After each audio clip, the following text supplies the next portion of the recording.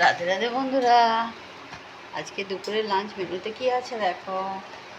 আজকে আছে সাদা ভাত,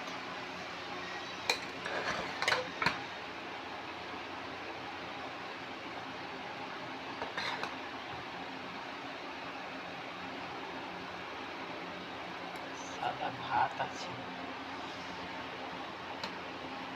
একটু সাজিয়ে গুছিয়ে দিই। লেবু আছে, রোজকারের মতো নুন দিলাম, আর আছে এখানে শাক ভাজা, কলমি শাক ভাজা। একটুখানি হয়ে গেছে, কি করবো, একাটি শাক ভেজেছি। আর এখানে আছে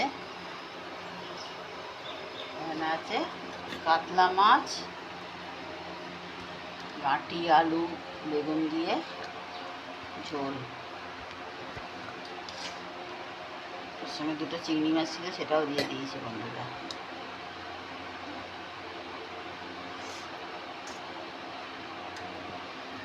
অনেক দেরিতে এসেছি তো, আর কিছু করতে পারিনি রান্না।